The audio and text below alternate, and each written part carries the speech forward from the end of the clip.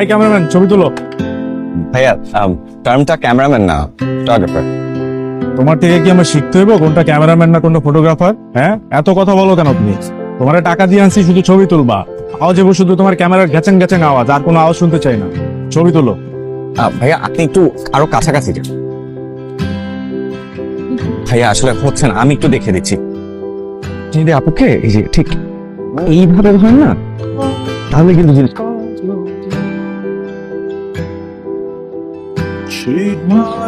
আমি তো জানতাম এতদিন তুই একটা ভালো ফটোগ্রাফার, কিন্তু দেখি তুই একটা ভালো ফিলোসোফার হইলি কবে থেকে? ভাই আমি সব ভাঙবি, আমাকে বলবেন কি করবো, এখন কি করা যায়?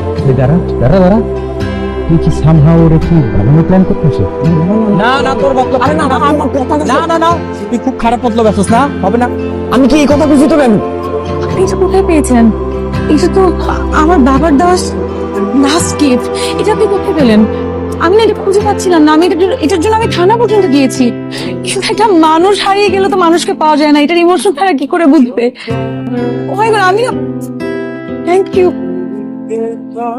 Thank you thank you so much. মানে আমি বিলিভ করতে পারছি না যে এই ক্যামেরাটা এখনো আমার।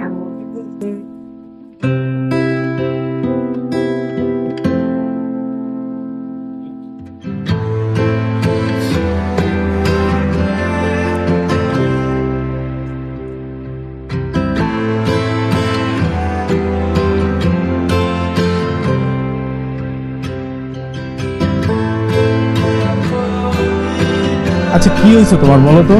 লাখ লাখ টাকা বিয়েতে খরচ করে ফেলতেছি, আমার না মন ভরতেছে না।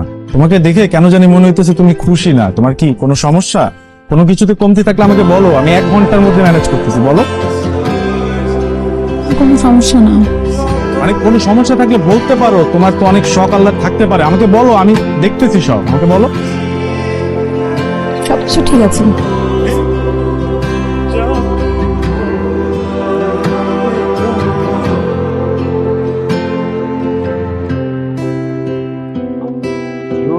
বলছো আপনি আসবেন?